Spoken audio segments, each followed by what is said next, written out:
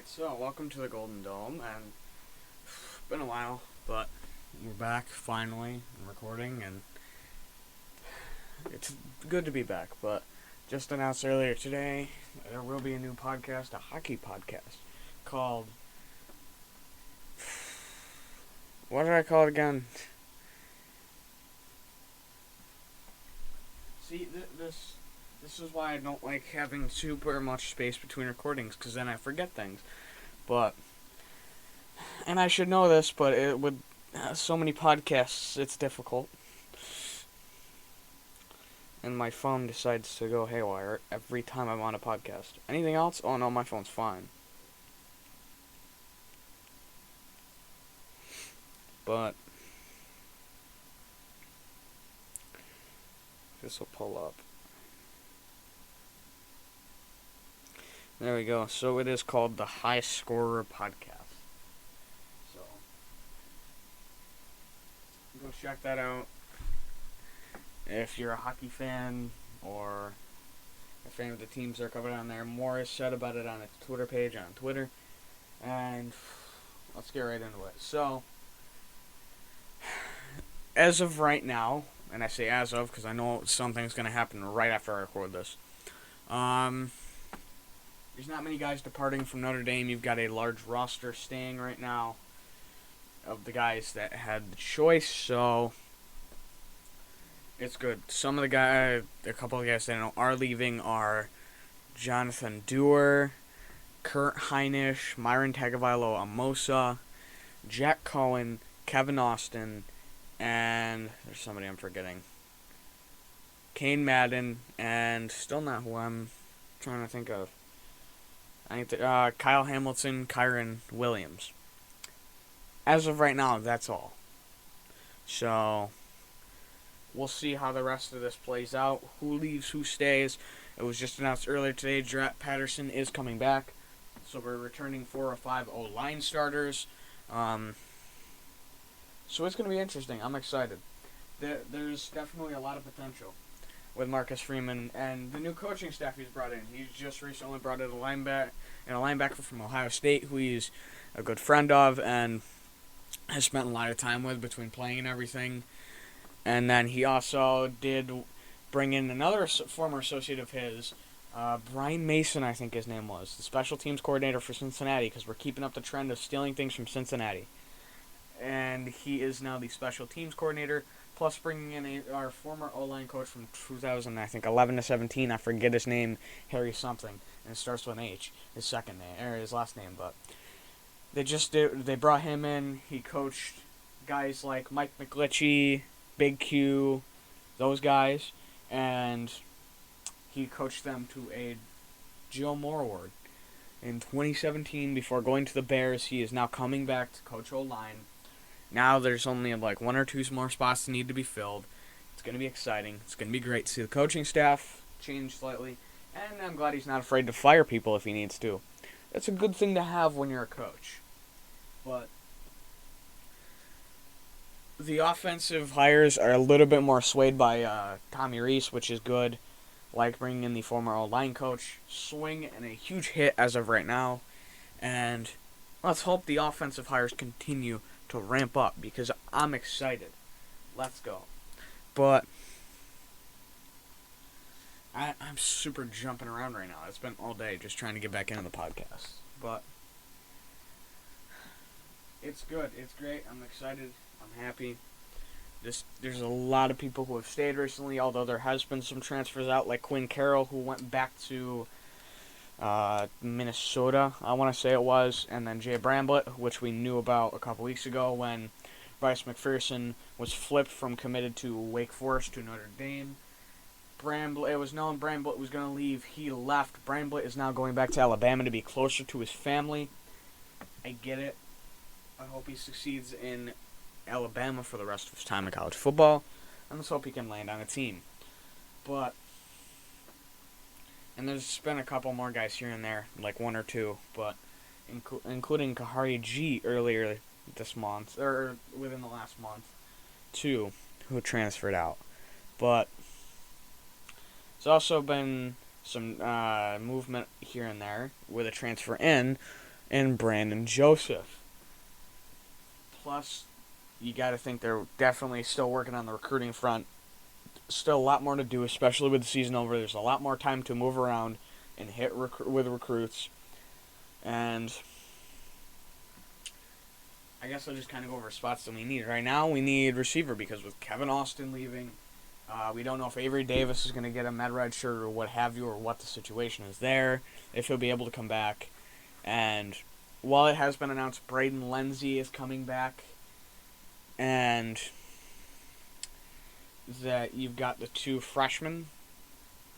It's not enough. You've got 3 freshmen. That's not enough. That's 4 bodies.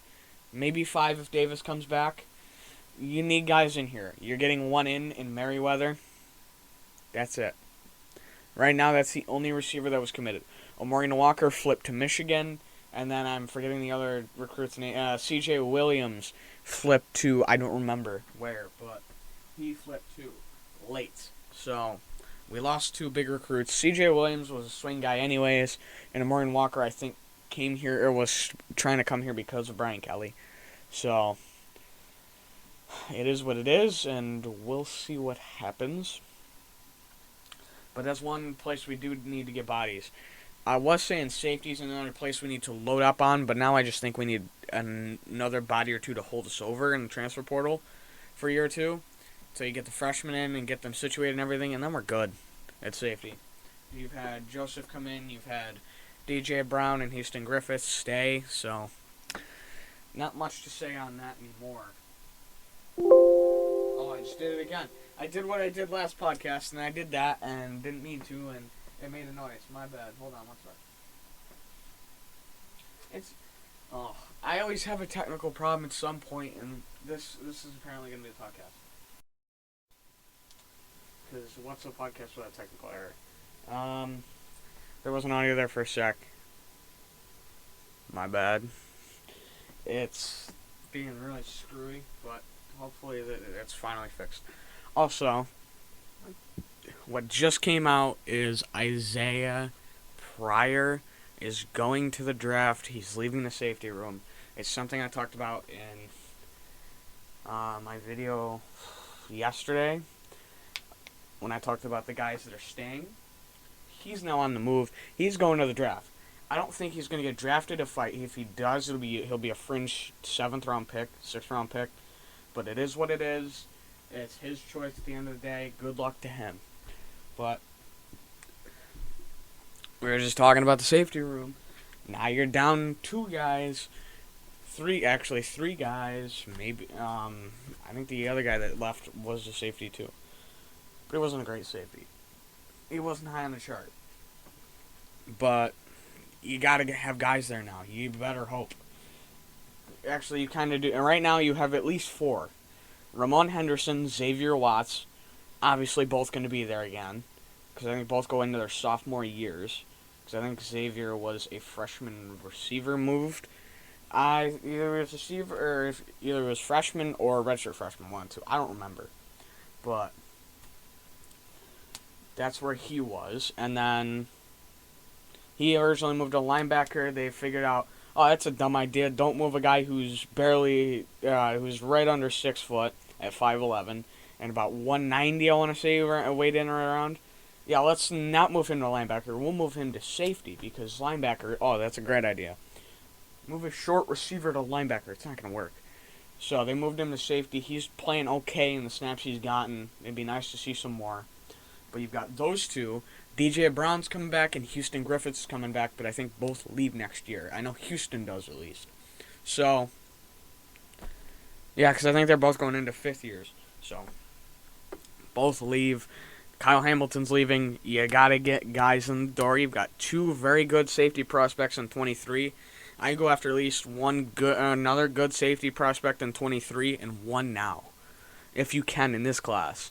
Or 2 more in this class. You know, I mean, it all depends on how much you can grab. I think there's 1 coming in this class with a couple of corners, so it'll be interesting. What's also interesting is linebacker and corner. You have a lot of older linebackers. You got to get some. You're already bringing 4 in the door. 3 scholarship, 1 walk-on, but don't mind the plow that's going by. When it does it when I'm recording, of course.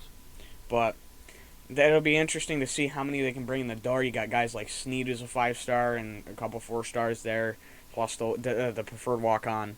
But you still need to bring guys in. And then corner's interesting. You got another influx of young guys. You still got a lot of young guys at corner. So it'll be interesting to see how they battle and how that plays out. Because you can never have too many corners. And if your young guys don't make it, that just means they got more time for the future to develop themselves to get to that point and go. If they're better than the guys they're competing against, that's good. Sorry for that. If they're better than the guys that were there, then that's good. You've got more talent at your position, or at your corner position. Great. Keep going. Keep developing everybody. But either way, it's a win-win. So just got to keep getting guys in the door. And this recruiting class is going to be very important to set up the future, especially for next season. I mean, you've got a young quarterback in Buckner going into his 2nd year. You've got some younger receivers that are going to have to come into a role, a big role soon. At least Coltsy and Styles. Styles has already taken a big role. It also depends on if Avery Davis leads, like I said earlier. You've got Michael Mayers here for 1 more year. George Takakis is here for one last hurrah. Kid Barong, I think, has another couple of years. And then, yep, there is the plow again, if you can hear it. I don't know if it picks it up. But they hit so many potholes on my street that I'm not surprised if it did pick it up. But you've also got some O-linemen that you've got, I think, 3 or 4 that leave next year. But you've also got a lot of talent behind them in the young guys. There's some excitement there. I mean, the running backs loaded with a 3-headed monster of Tyree, Diggs, Estime. Then you've also got Price coming in this 2022 class. Plus, they're going to go after more running backs next year. So you're just stacking up on good talent at running back right now. And then you've also, on the defensive side, you've got a very talented defensive line that just is kind of having a rebound year. And it may need 1 more, I'd say, before it can get up to speed where it used to be. You've got some very talented linebackers on the way. You've got some talented linebackers in the room, even though a couple have transferred out, like Mars Lufau and Shane Simon. And safety, I've already talked about to death. And corner, important mix of young and old guys, but you're also bringing in a few young guys in this class. So there's a lot of excitement to be had. And special teams, Doer's leaving, Bramblitt's leaving. You've got a sophomore, I want to say, I think his name's Brown, is a sophomore kicker. It's something like that, his name. And then you've got McPherson coming in as a 3-star punter, 2-star punter, that decommitted from Wake Forest earlier in the year. He's going to look to make an impact. And then you've also got, I can never pronounce the name, it's like Pierce or something like that. I know what his name is spelled like, I just can never say it. He's a very talented long snapper. He's got another year or 2, I'm pretty sure. I think he's got 2.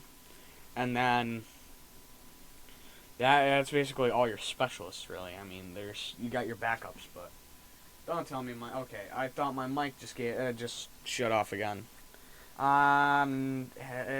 My computer's lagging. I'm having a great day with this podcast. Technical errors common at this point during this one.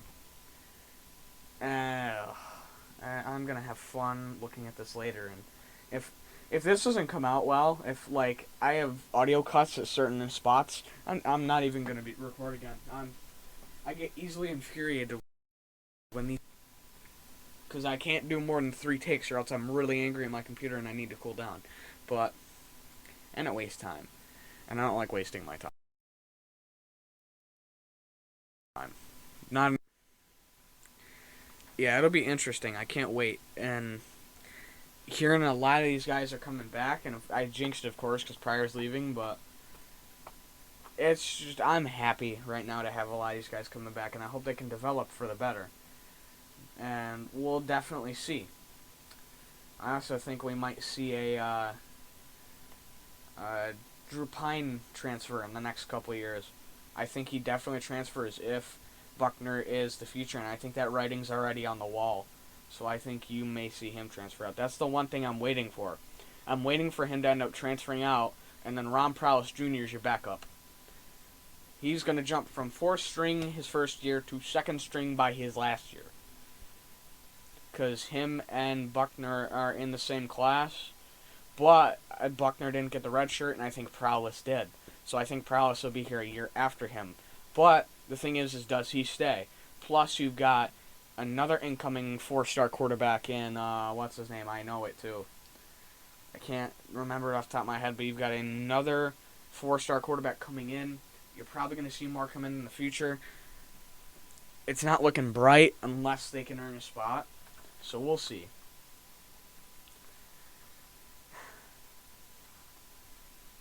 I will say Notre Dame did do well in the bowl game. They just gave up late. They lost motivation. They lost momentum. They lost everything they needed to win the game. And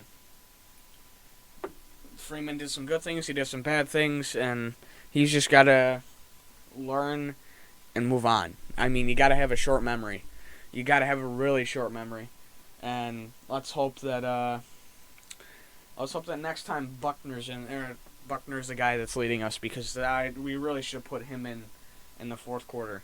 I was calling for it on stream. I said, I want Buckner in this game because I can't watch this anymore. No, they said, you want Buckner? More Jack Cohen. No, we don't like that. No. But all in all, it was a valiant effort, and hopefully the boys come back next year, get themselves in a very good bowl game, and hopefully can win, because I think that's all we want to see as fans, is see these guys win a big bowl. So that's definitely what we want to see. A lot of us. Yeah, we're going in the off season. Like, I'm not going to have many more of these left because there's not much to talk about. Because we don't have many guys going to the draft, and my speculation comes a lot in the other podcasts. So, in the Common Flock. So I don't know how long I can continue these podcasts for the year. I may shut them down for part of the off season, and then pivot over to Fighter from 3. And then when basketball season ends, I'll pivot back over and think about when to bring this back. But as of right now, this isn't going to be shut down for the off season yet. When it starts to become very difficult to record, that's when. But we might have one during the week of the draft. We probably will. But I don't know. This is going to be an interesting off season. It's going to be interesting to see the guys that stay and go in the coming days. It's great to have guys like Foskey and the Adamalola twins and DJ Brown back and a lot of other guys that decided to stay. It's great. I'm glad they stayed. I'm glad they chose a good option. And some of those guys could have gone to the draft, but they said, no, I'm going to stay here and I'm going to go for that. I'm going to go for one more year. A lot of these guys. And I'm excited. I'm really excited, especially for guys like the Adamalola twins, Foskey. Those are 3 guys I am very excited for on the defensive side. Not only that, I'm excited to see what DJ Brown can do, because he's kind of taken that leading role in the secondary. Well, they've been trying to figure out who to put alongside him. So I'm proud of him for that. I thought it would be Houston Griffith, but you've seen kind of him and Griffith both kind of lead that group. So we'll see what happens there. And I guess I'm going to call it there. I mean, not much else to say. It's a quiet, other than really a couple things. It's been a really quiet week. Coaching hires are probably to come within the next week or two. Same thing with the rest of the players that are staying or leaving. And we'll see. I'll have some stuff out on those. But you know who I am. And I guess I'll be back during the week. Make sure to check out the Holy Gator later tonight. Still got to coordinate with Sora on a time, but we should be having one tonight. Hopefully. or we can talk some Florida and some Notre Dame. It'll be exciting. So go watch that later tonight, and I'll see you guys later tonight.